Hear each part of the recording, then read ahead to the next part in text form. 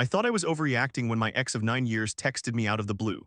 The message said, "Can we meet? I need to get something off my chest." 9 years. He dumped me on what I thought was going to be the night he proposed, and now, months later, he wants to talk. I sat there staring at the screen, my thumb hovering over the reply button. Part of me wanted to block him, part of me needed to know why. Let me start from the beginning, because if you don't understand what I gave up, you won't get why this wrecked me. We met in high school. I was 18, he was 17. For 9 years, Nate was my entire world. Everything I did was for him. When he fell into depression in college, I was the one who held him together.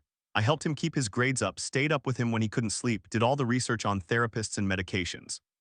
When his parents disowned him because they didn't agree with his major, something about him choosing art over business, they cut him off completely. No money, no support, he was crushed. I didn't hesitate. I was a college student myself, but I picked up 2 jobs.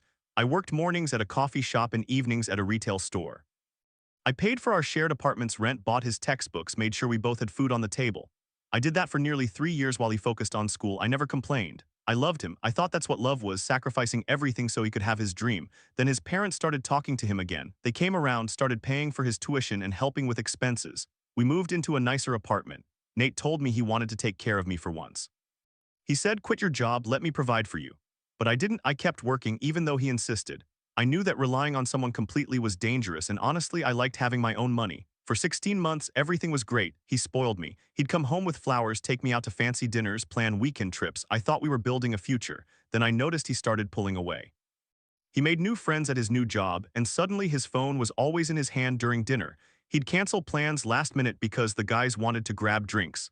I told myself I was being paranoid. He still said he loved me. December came and something shifted. He love-bombed me. I mean, really laid it on thick. He bought me a designer purse I'd been eyeing, took me to see Christmas lights, made me my favorite homemade lasagna. Every night he'd hold me and say things like, "I can't imagine my life without you, and you're my first everything."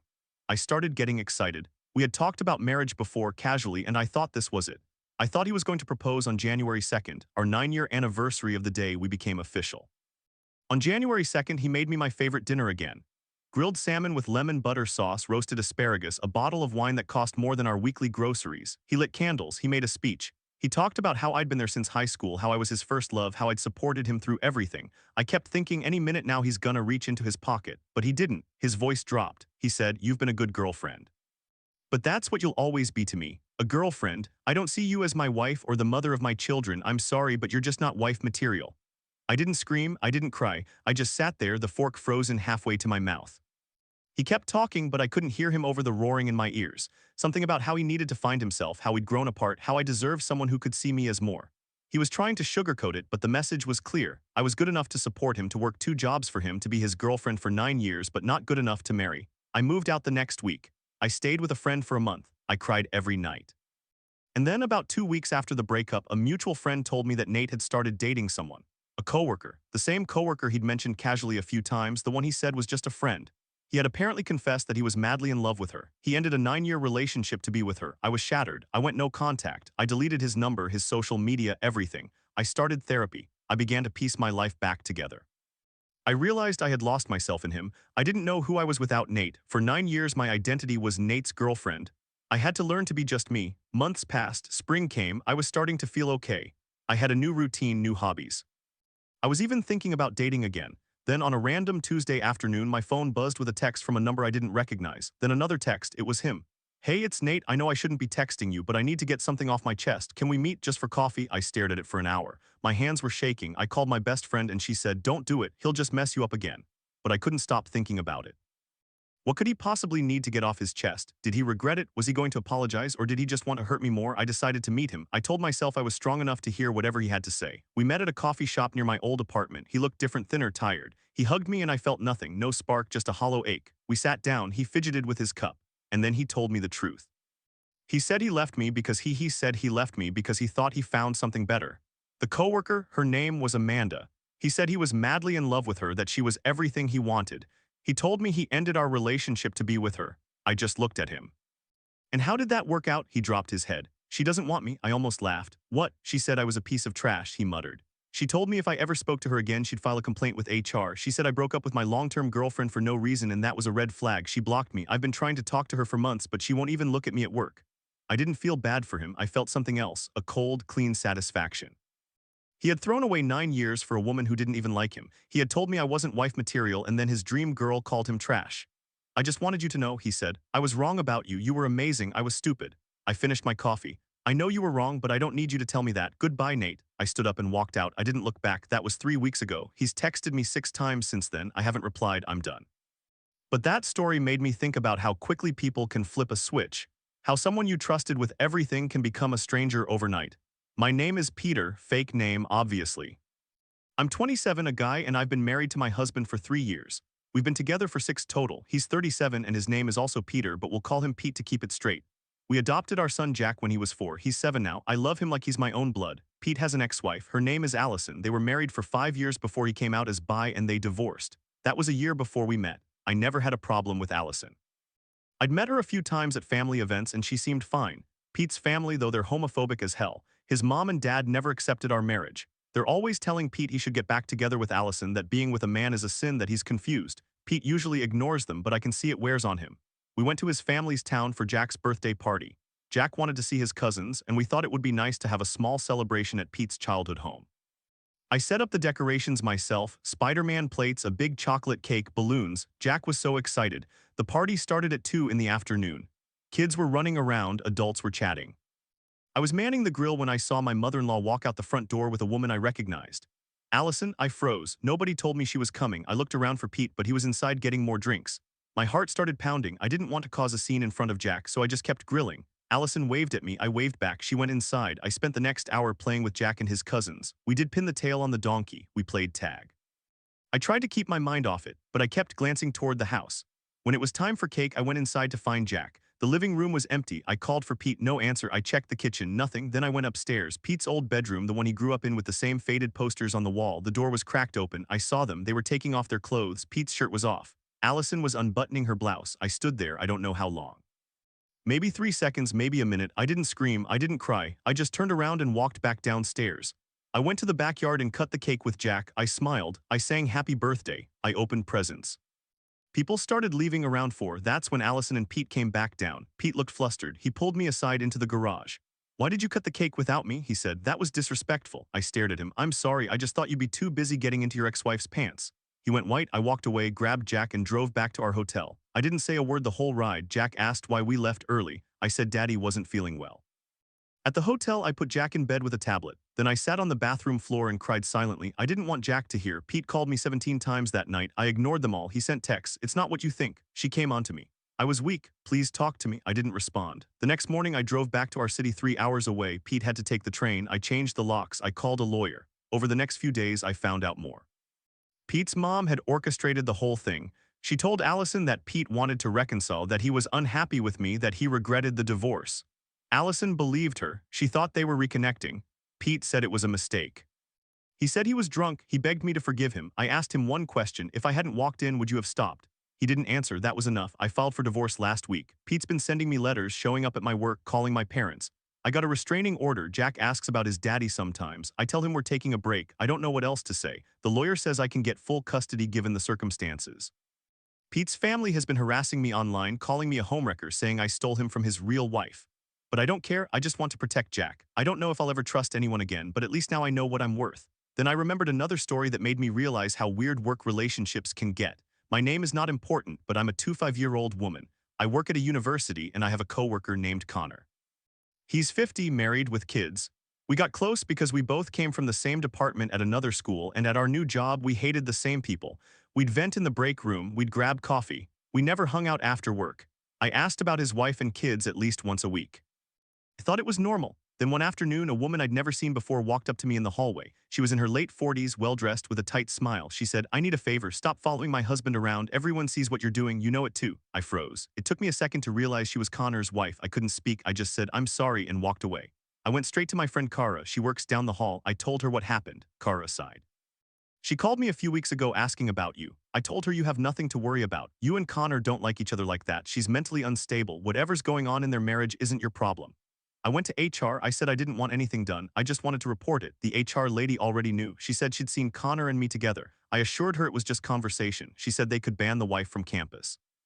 I said no, I didn't want to embarrass Connor. I avoided Connor after that. He kept hanging around my desk, but I made excuses. Kara said he was embarrassed. Then I found out from another coworker that Connor had been warned by his wife before. She'd accused him of flirting with a female student last year. The student transferred. Weeks passed. I kept my head down. Then Connor's wife started showing up at the university. She'd sit in the lobby and stare at me. I'd walk past her and she'd whisper, "I see you." I told my manager. They increased security, but she kept coming. I finally called Connor. I said, "You need to handle your wife." Getting harassed? He said, "She's just jealous. She does this with every woman I work with." I said, "Then why didn't you warn me?" He didn't answer. I went back to HR. I filed a formal complaint. They banned her from campus. But last week I saw her car parked outside my apartment. I moved last month. I don't know how she found me. I'm looking for a new job now. Connor stopped talking to me. He told people I was overreacting. I don't care anymore. I just want to feel safe. That kind of workplace mess is nothing compared to what happened to another person I heard about. She's a woman in her late 20s, works 2 jobs, has a chronic pain condition. Her name isn't important. Let's call her Jess. She's black, lives in Texas, and has a handicap placard for her car because some days she can barely walk. She only uses her cane on bad days. Jess got transferred to a new location for her second job. She liked her new boss, Amy, but there was a coworker named Casey. Casey wanted a promotion really badly. Jess didn't want it. She was happy being an assistant coordinator. But Casey saw Jess as competition. One day, Jess was having a bad pain day. She was at a 7 or 8 on her scale. She used her cane to get around. That afternoon, Casey walked up to her desk and said, "I saw you at the grocery store yesterday carrying bags. You seemed fine. Are you faking it?" Jess said, "I have good days and bad days. Yesterday was a good day." Casey shook her head. "I don't believe you." The next week, Jess found out Casey had been following her. She took video of Jess outside of work, at the grocery store, at the gas station, at the park. She compiled it into a presentation and sent it to HR, claiming Jess was faking a disability to get special treatment. HR called Jess in. They showed her the video. Jess broke down. She said, "Those are my good days. I have chronic pain. Sometimes I push through because I have to live my life." HR investigated. They found out Casey had been stalking Jess for months. They also found out Casey had racist comments in her emails, calling Jess aggressive and lazy in ways that clearly tied to her race. Casey was fired, but then Casey started showing up at Jess's house. She left notes. She called Jess's phone. Jess got a restraining order. The police were slow to act. Jess said it was because she's black and disabled in Texas. She felt like they didn't take her seriously. Last I heard, Casey was still posting about Jess online, calling her a fraud. Jess is in therapy. She's scared to go outside alone. These stories all come back to the same thing: people betray you and you have to rebuild yourself. Whether it's an ex who dumped you for a coworker who didn't want him, a husband who cheated with his ex-wife at your son's birthday party, a coworker's wife who stalks you, or a jealous colleague who films you to prove you're not disabled, it all comes down to learning who to trust. I'm still figuring it out, but I'm done letting other people define me. I know what I'm worth, and I'm not going back. Then I remembered another story that made me realize how blind you can be when you love someone.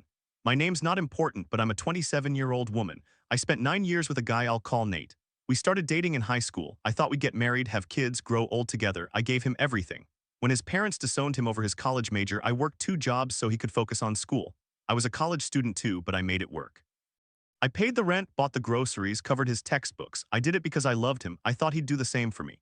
After 3 years, his parents started talking to him again. They gave him money. We moved into a nicer apartment. Nate told me to quit my job. He said it was his turn to take care of me. I didn't quit. Something told me not to. For 16 months, things were amazing. He spoiled me. We went on trips. He bought me flowers. I thought we were solid. Then he started making new friends at work. He'd ignore me at dinner. He'd scroll through his phone while I talked. I told myself it was just a phase. In December, he did a complete 180. He love-bombed me like crazy. Took me to my favorite restaurant. He bought me a necklace. On Christmas morning, he gave me a card that said, "Our best chapter is just beginning." I was sure he was going to propose on New Year's. On January 2nd, he made me my favorite dinner. He lit candles. He poured wine. He made this long speech about how I was his first love, how I'd been there since high school, how he'd never forget everything I did. I kept thinking, any minute now he's going to pull out a ring. He didn't. Instead, he said, "You're a good girlfriend, but that's all you've ever been to me, a girlfriend. I don't see you as my wife. You're not wife material." I didn't cry. I just sat there. I asked him when he decided. He said he'd been thinking about it for months. He said I deserved someone who wanted the same things. He said he needed to find himself. I moved out that weekend. I stayed with my sister for 3 weeks. I cried in the shower. I lost 8 pounds. I stopped answering calls from mutual friends. 5 months later, in April, I got a text from Nate. "I need to talk to you. I need to get something off my chest." I almost deleted it, but I didn't. I replied, "What is it?" He said, "Can we meet? Coffee place near your apartment?" I said no. I said he could tell me over text. He sent a long message. He said he'd been seeing a coworker, a woman he'd met at his new job. He said he fell for her. That's why he broke up with me. He thought they'd be together. Then he said, "I told her I left you for her." She laughed. She said she never liked me like that. She called me a piece of trash. She said if I ever spoke to her again, she'd go to HR. I sat there reading it 3 times. I felt numb. Then I felt angry. Then I felt something close to relief. He kept texting. I made a mistake, you were everything to me, can we try again, I'll do anything. I didn't respond, he called me 7 times that night, I blocked him, but then he started showing up at my sister's house, he'd leave notes on my car, he'd send flowers to my work, I told my boss, I told the police. They said they couldn't do anything unless he threatened me. Last week I heard from a mutual friend that Nate is still obsessed with that coworker.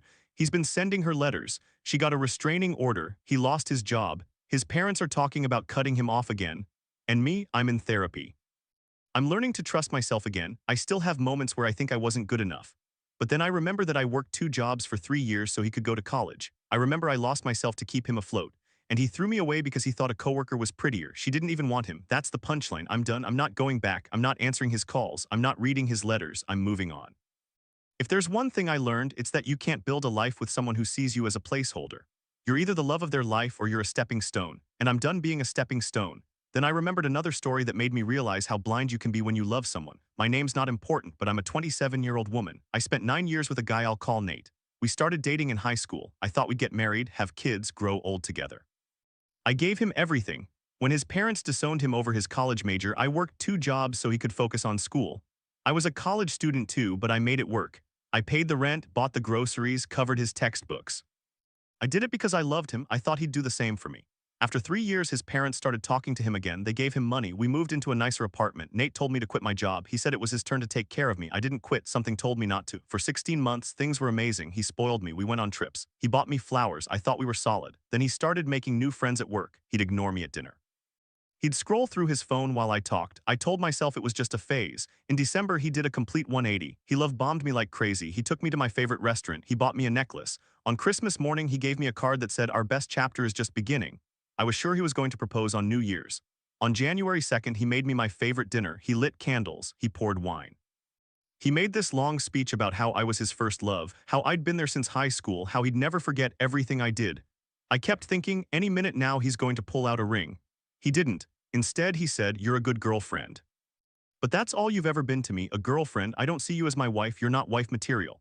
I didn't cry, I just sat there. I asked him when he decided. He said he'd been thinking about it for months. He said I deserved someone who wanted the same things. He said he needed to find himself. I moved out that weekend. I stayed with my sister for 3 weeks. I cried in the shower. I lost 8 pounds. I stopped answering calls from mutual friends. 5 months later in April, I got a text from Nate. "I need to talk to you. I need to get something off my chest." I almost deleted it, but I didn't. I replied, "What is it?" He said, "Can we meet coffee place near your apartment?" I said no. I said he could tell me over text. He sent a long message. He said he'd been seeing a coworker, a woman he'd met at his new job. He said he fell for her. That's why he broke up with me. He thought they'd be together. Then he said, "I told her I left you for her." She laughed. She said she never liked me like that. She called me a piece of trash. She said if I ever spoke to her again, she'd go to HR. I sat there reading it 3 times. I felt numb. Then I felt angry. Then I felt something close to relief. He kept texting. "I made a mistake. You were everything to me. Can we try again? I'll do anything." I didn't respond. He called me 7 times that night. I blocked him. But then he started showing up at my sister's house. He'd leave notes on my car. He'd send flowers to my work. I told my boss. I told the police. They said they couldn't do anything unless he threatened me. Last week I heard from a mutual friend that Nate is still obsessed with that coworker. He's been sending her letters. She got a restraining order. He lost his job. His parents are talking about cutting him off again. And me, I'm in therapy. I'm learning to trust myself again. I still have moments where I think I wasn't good enough. But then I remember that I worked 2 jobs for 3 years so he could go to college. I remember I lost myself to keep him afloat. And he threw me away because he thought a coworker was prettier. She didn't even want him. That's the punchline. I'm done. I'm not going back. I'm not answering his calls. I'm not reading his letters. I'm moving on. If there's one thing I learned, it's that you can't build a life with someone who sees you as a placeholder. You're either the love of their life or you're a stepping stone. And I'm done being a stepping stone, but not everyone gets that kind of closure. Some people get a birthday party ruined instead. I'm a 30-year-old man. I've been married to Peter for 3 years. We were together for 6 years before that. He's 37. I'm 27. I know the age gap makes people uncomfortable, but we loved each other. I trusted him completely. He has a son, Jack, who's 7. We adopted him after we got married. I love that kid like he's my own flesh and blood. I've been in his life since he was a baby. He calls me dad. We play video games together. I read him bedtime stories. I never thought that could be taken from me. Peter is bisexual. I never had a problem with that. He has an ex-wife, Allison.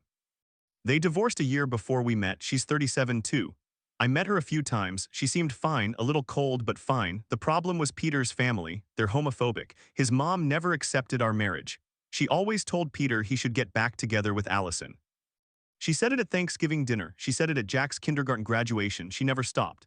In September, we went to his family's town for Jack's birthday party. We rented out a small event space. There was a bouncy castle. There was cake with dinosaurs on it. Jack's cousins were there. It was supposed to be perfect. Halfway through the party, I saw Allison walk in. My mother-in-law had invited her without telling anyone. I felt my stomach drop, but I didn't want to ruin Jack's day.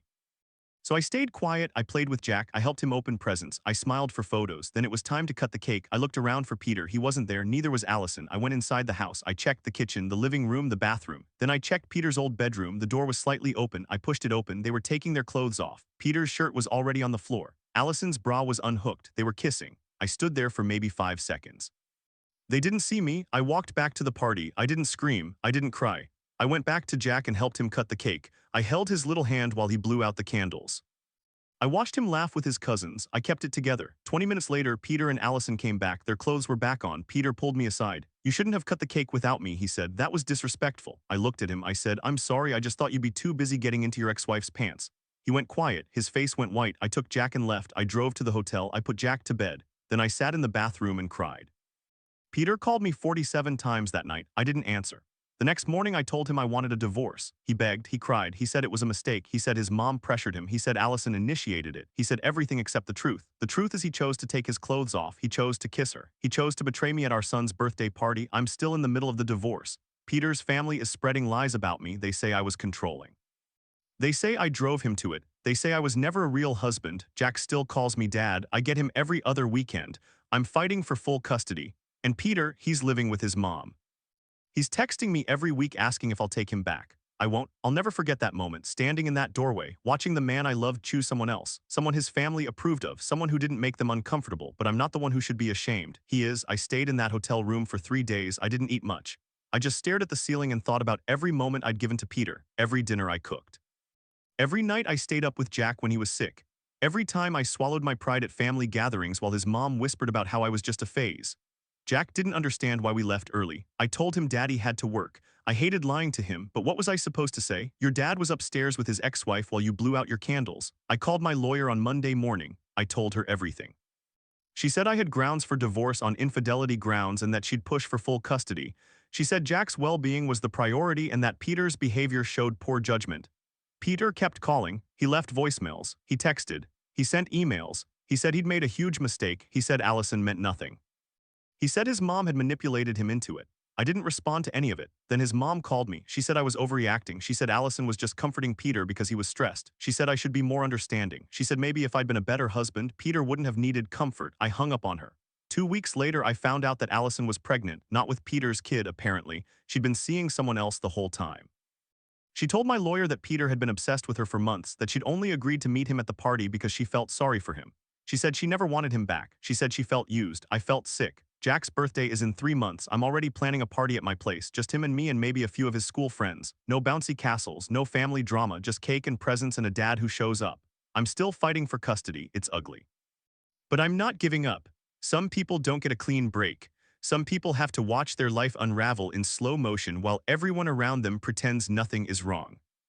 That's what happened to me after my coworker's wife accused me of things I never did. I'm 25. I work at a university. I've been there for 2 years. I'm close with a coworker named Connor. He's 50. He's married. He has kids. We don't hang out outside of work. We don't text after hours. I ask about his wife and kids at least once a week. We're just friends. But about 6 months ago, a woman approached me in the parking lot. She asked if I was the one who'd been following her husband around. I didn't recognize her at first. Then she said she was Connor's wife. I froze. I said I was sorry. I didn't even know what I was apologizing for. She said everyone could see what was going on. She said I knew exactly what she was talking about. She said she'd been watching me for weeks.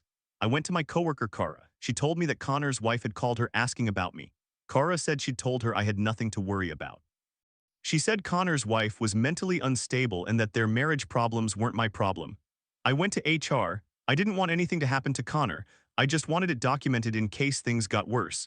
But things did get worse. Connor's wife started showing up at the university. She'd wait outside my building. She'd watch me from across the parking lot. She'd leave notes on my car. One note said, "Stay away from my husband or else." I stopped talking to Connor altogether. I avoided him. I took different routes to my desk. I ate lunch in my car. He was embarrassed. He tried to apologize. He said his wife was paranoid and that she'd always been jealous. He said he'd talked to her, but it didn't stop. Last month, I got a call from campus security.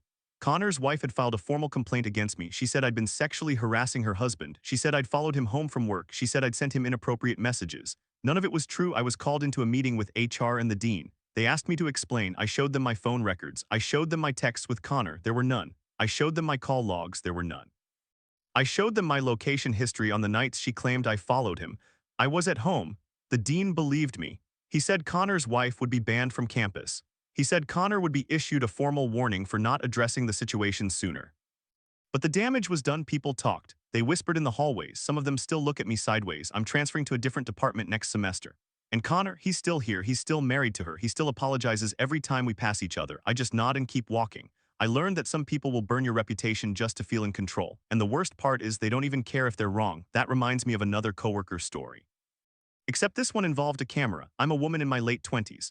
I have a condition called chronic pain. It's not something you can see. Most days I function normally. I work 2 jobs. I go to the grocery store. I walk my dog. I just do it while my body hurts. I have a coworker named Casey. We work as assistant coordinators. He's wanted a promotion for years. Everyone knows it. I don't want the promotion. That job would be full-time and I already have a full-time job. I do this one for extra savings and because I like it. I never thought Casey saw me as a threat, but apparently he did. I use a cane on bad days. On most days I don't. That's how my condition works, Casey noticed. He started making comments. You don't look disabled. You walked fine yesterday. Are you sure you need that parking spot? I ignored him. Then he started following me. He'd take photos of me on his phone. He'd record me walking into the grocery store. He'd zoom in on my face when I was sitting at a red light. He'd send those photos to our boss and claim I was faking my disability. I found out when my boss Amy showed me the email. She said she'd already investigated. She knew I was disabled. She had my medical paperwork. She told Casey to stop. But Casey didn't stop. Last month, he followed me to the pharmacy. He recorded me walking from my car to the door with a cane. He sent it to HR. He wrote, "She's clearly faking. She's defrauding the company." HR called me in. I showed them my doctor's notes. I showed them my prescription records. I showed them my parking placard. They believed me, but Casey's still here. He's still making comments. He's still watching me. I filed a police report. They said they couldn't do anything unless he threatened me physically. I filed a complaint with the EEOC. They said they'd look into it. I don't feel safe anymore. I changed my route to work. I stopped going to the gym near my house. I check over my shoulder when I'm walking to my car. And Casey just keeps smiling at his desk like he did nothing wrong. But some people don't just smile at their desk, they reach out after they've already torn your world apart. That's what my ex Nate did. I was 27, he was 26. We'd been together for 9 years, 9 years. I met him when I was 18, a freshman in high school, and he was a year behind. I thought we'd be together forever.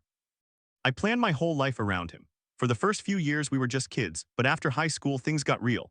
Nate's parents disowned him when he chose a college major they didn't agree with. They cut him off completely, no money, no support, nothing, so I stepped up. I worked 2 jobs while I was also a college student myself. I paid our rent, I bought our groceries. I helped him with his grades when he was too depressed to study. I was his girlfriend, his mom, his therapist, his bank. I did everything. For 3 years I carried us. I didn't complain, I loved him. I thought that's what love was supposed to be. Then his parents came back around. They started talking to him again and they offered to pay for his college and help us get a new apartment. Nate was thrilled. He told me to quit my second job. He said it was his turn to take care of me. I didn't quit. I kept my main job because I didn't trust the sudden change. But for a while things were good. He spoiled me. We went out to dinner. He bought me little gifts. I thought we were finally on the right track. Then he started making new friends at school. He'd come home later. He'd be on his phone during dinner. He'd ignore me. I'd try to talk to him and he'd just say I'm tired or we'll talk tomorrow. That went on for months. I told myself I was overreacting. I told myself he was just stressed about finals. Then December came and he did a complete 180. He love-bombed me like I'd never seen. He took me out for expensive dinners. He bought me a necklace I'd been eyeing for a year. He decorated the apartment for Christmas and cooked my favorite meals. He kept saying things like, I can't imagine my life without you, and you've been my everything since high school. I was so happy. I thought he was going to propose. On January 2nd, he made me my favorite dinner, chicken marsala with roasted potatoes, the same meal he made for my birthday every year. He lit candles. He poured wine. He gave this long speech about our first kiss, our first fight, our first apartment. He talked about how I'd been there for him through everything, how I'd saved him when his parents left him. I sat there with tears in my eyes, waiting for the ring. But he never pulled out a ring. Instead, he said, "You were a good girlfriend. But that's all you'll ever be to me, a girlfriend. I don't see you as my wife or the mother of my children." I couldn't breathe. I just stared at him. He kept talking. He said I wasn't wife material. He said I was too focused on him, that I didn't have my own ambitions. He said he needed someone more independent, someone who could challenge him. He said he'd outgrown me. I didn't scream. I didn't cry. I just sat there until he finished. Then I got up, walked to our bedroom, and started packing. He followed me and said he wanted me to stay until I found a place. I said no. I called my sister and she came to get me that night. I moved in with her and her husband. I barely ate for 2 weeks. I lost 8 pounds. I cried every night. I couldn't understand how someone I'd given 9 years to could just throw me away like I was nothing. I went no contact. I blocked him on everything. I deleted our photos. I threw out the gifts he'd given me. I tried to move on, and then 3 months later he reached out. He sent me a message through a mutual friend. He said he needed to talk to me. He said he had to get something off his chest. He said it was important. I didn't respond. But he kept trying. He called from a blocked number. He left a voicemail. He said, "Please, just one conversation. I owe you the truth." I was curious. Part of me still wanted closure. Part of me hoped he'd say he made a mistake, that he still loved me. I hated myself for that hope. I agreed to meet him at a coffee shop near my sister's apartment. I picked a public place because I didn't trust myself. He showed up 20 minutes late looking nervous. He sat down and didn't even order anything. He said, "I need to tell you why I really ended things." I said, "You already told me I wasn't wife material." He shook his head. "That's not true. I was too scared to tell you the real reason." Then he told me. He said he developed feelings for a woman he worked with at his internship. He said she was everything he wanted, confident, ambitious, exciting. He said he'd been talking to her for months while we were still together. He said he ended things with me because he wanted to be with her. I felt like I'd been punched in the gut. I asked him if he'd cheated. He said no, but he'd been emotionally involved. He said he didn't want to hurt me by telling me the truth at the time. I said, "You dumped me on January 2nd and told me I wasn't wife material. You let me think I was the problem. You let me believe I wasn't good enough. And now you want to come clean so you can feel better about yourself." He didn't answer. I asked him why he was telling me now. He said things with the coworker didn't work out. He said he realized he'd made a huge mistake. He said he wanted me back. I almost laughed. I asked him what happened with the coworker. He got quiet. Then he said she doesn't even like me. That was when everything changed. I asked him to explain. He said that after he broke up with me, he confessed his love to her. He told her he'd ended a 9-year relationship to be with her. He expected her to be thrilled. Instead, she called him a piece of trash. She told him if he ever spoke to her again, she'd file a complaint with HR. She said he was disgusting for doing that to someone who'd given him everything. I didn't smile. I didn't gloat. I just sat there and let the silence hang. He started crying. He said he'd been so wrong. He said he realized our relationship was the best thing that ever happened to him. He said he wanted to try again. I stood up. I said, "You don't get to use me as a safety net. You made your choice. Now you have to live with it." I walked out of that coffee shop and I didn't look back. I got in my car and I blocked his number one last time. I didn't cry. I didn't feel relief. I just felt tired. That was 3 weeks ago. I heard through the grapevine that he's been trying to get back together with the coworker, but she's filed a complaint with their company. He might lose his job. His parents are embarrassed. He's sleeping on a friend's couch. And me, I'm starting to feel like myself again. I'm going to therapy. I'm picking up old hobbies. I'm learning to cook for one. It's hard. Some nights I still wonder what I could have done differently, but I'm not his girlfriend anymore. I'm not his caretaker. I'm just me. And for the first time in 9 years, that feels like enough. That whole thing with Nate made me realize how much I'd been gaslit into thinking I was the problem. But the next story, that one's about a husband who didn't even try to hide it. And the worst part, he did it at his own son's birthday party. I'm a 27-year-old guy married for 3 years, together for 6. My husband, Peter, is 10 years older than me, 37. We adopted our son Jack when he was 4. Jack is my whole world. I love him like he came from my own body. Peter was good to us, or at least I thought he was. Peter is bisexual. I never had a problem with that. I knew he had an ex-wife, Allison, 37, same age as him. They divorced a year before we met. She was always in the background, but I didn't think much of it. Peter's family, though, they're homophobic. His mom would always say things like, "You'd be happier with Allison," or "This is just a phase." I bit my tongue every time. We went to his family's town for Jack's 7th birthday party.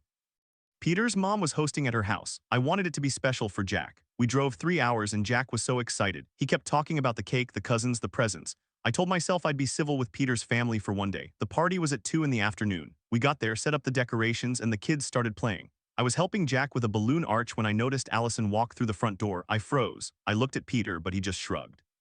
His mom had invited her, he said. He didn't want to make a scene. I told myself it was okay. Jack didn't know who she was. I'd just stay busy with the kids. Allison went straight to the kitchen and started helping his mom. I watched her hug Peter. He hugged back. I felt sick, but I turned away and focused on Jack. We did the games. Jack won a piñata. He was so happy. I was taking photos, laughing with the other parents, trying to ignore the knot in my stomach. Then it was time for cake. I looked around for Peter. He wasn't in the backyard. Allison wasn't either. I asked one of the cousins, "Did you see Uncle Peter?" She said she saw him go inside with a lady. I walked into the house. It was quiet.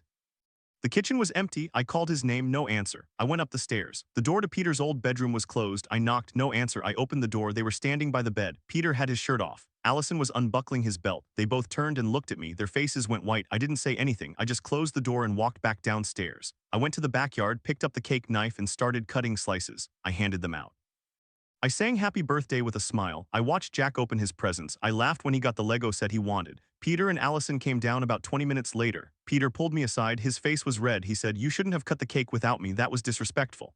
I looked at him and said, "I'm sorry. I just thought you'd be too busy getting into your ex-wife's pants." He got quiet. His mouth opened and closed. I didn't wait. I took Jack's hand, said goodbye to no one, and walked out. I put Jack in the car, drove back to the hotel, and got him into bed. He asked why we left early. I said I wasn't feeling well. He kissed me goodnight and said he hoped I felt better. I sat in the hotel bathroom and cried. I didn't scream. I just sat on the tile floor and let the tears come. I thought about how I'd given 6 years to this man, how I'd adopted his son, how I'd put up with his homophobic family, and he couldn't keep his pants on for one afternoon. The next morning I called my brother. He told me to come stay with him. I packed our bags and drove 6 hours to his place. Jack asked questions. I said we were going on an adventure. Peter started calling, texting, saying it was a mistake. He said Allison had kissed him first. He said he was sorry. He said he loved me. I didn't answer. Then I got a message from Allison. She said, "I'm sorry, I didn't know you were there. Peter told me you two were having problems. He said you weren't sleeping together anymore." I couldn't believe it. He was lying to both of us. I called a divorce lawyer. The lawyer said I could get full custody of Jack since Peter had cheated and I was the primary caretaker. I didn't care about the money. I just wanted Jack safe. Peter kept trying. He showed up at my brother's house. I didn't let him in. He said he wanted to see Jack. I told him no, not until the court said so. He said I was being cruel. Then I found out something worse. I found old photos on Peter's phone. He had been texting with Allison for months before the party, flirty texts, saying he missed her, saying he thought about her, and one message from 2 years ago, "I wish I never divorced you." I was sick. I realized he'd been lying since before we got married. The divorce went through. I got full custody. Peter only gets supervised visitation. His family called me a monster. They said I broke up their family. I didn't care. Jack is 8 now. He knows his dad lives somewhere else. He doesn't ask many questions. I take him to therapy. He's happy. He draws pictures of us together, me and him, holding hands. Peter started dating a younger guy last month. I heard he cheated on him too. Some people never change. I don't think about Peter much anymore. But every time I see a birthday cake, I feel a little cold. That day was supposed to be about Jack. And his dad made it about himself. That was the day I realized love isn't enough. You need trust. And once that's gone, there's nothing left. You think you know who you can trust at work until someone's wife shows up and tells you to stay away. I'm 25, female, work at a university. I've got a coworker I'll call Connor. He's 50. We got close because we both came from the same department and we both hate the same people. It was a work friendship, pure venting. We never hung out after hours. I'd ask about his wife and kids every week. I was polite, professional. I thought everyone saw it for what it was. Then one day I'm walking to my desk and this woman I don't know blocks my path. She looks angry. She says, "I need you to stop following my husband around. Everyone sees what's going on. You know it too." It took me a second, then it clicked. This was Connor's wife. I was so shocked I couldn't think. I just said, "I'm sorry." She walked away. I stood there shaking. I went to my friend Kara who works with us. I told her what happened. Kara said, "Oh yeah, she called me a few weeks ago."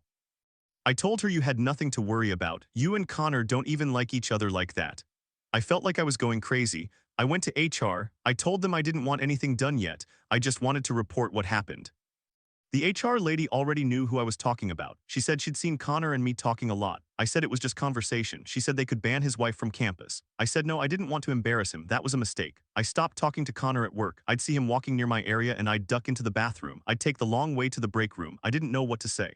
Kara told me he was embarrassed, but he wasn't defending me. He just wanted it to blow over. It didn't. The wife got worse. She started waiting in the parking lot. She'd call the office line and ask for the girl who follows Connor. Other coworkers started giving me looks. A few said things like, "You should be careful about appearances." I felt like I was being punished for being friendly. I went to HR again. I asked them to talk to Connor. They did. He told them his wife was unstable and he'd handle it. He didn't. One day I found a note on my windshield. It said, "I know what you're doing." My hands were shaking when I drove to work. I locked my office door for the first time. I sat there and stared at the wall. I called Kara. She said, "I think she's bringing other women into it now. She's convinced he's cheating with multiple people." That was the breaking point. I went straight to management. I said I needed a formal complaint. I said if they didn't do something, I'd get a lawyer. They called Connor in. He admitted his wife had been calling him 20 times a day. He admitted she'd been tracking his location. He said she'd threatened to call the university and get me fired. I sat in that meeting and listened to a 50-year-old man blame his wife for his own inability to set boundaries. I realized he had known all along. He could have stopped it. He chose not to. They gave him a warning. They told him his wife would be banned from campus. I thought it was over. The next week, I got a call from the dean. Connor's wife had posted on Facebook. She wrote that I was having an affair with her husband. She used my full name. She said I was a homewrecker. She tagged the university. I had to go to HR again. They said they couldn't control social media. They said I could file a police report if I wanted. I did. Connor was fired 2 weeks later, not because of his wife. Because he'd been lying about his credentials in his application. Someone checked after the Facebook thing blew up. I still get asked about it sometimes. Coworkers give me looks. I lost some respect in that office. I lost any trust I had in male friends at work. I learned that when someone's wife warns you, you don't wait, you don't protect their reputation, you protect your own, because the moment you think you're being polite, you're already the bad guy.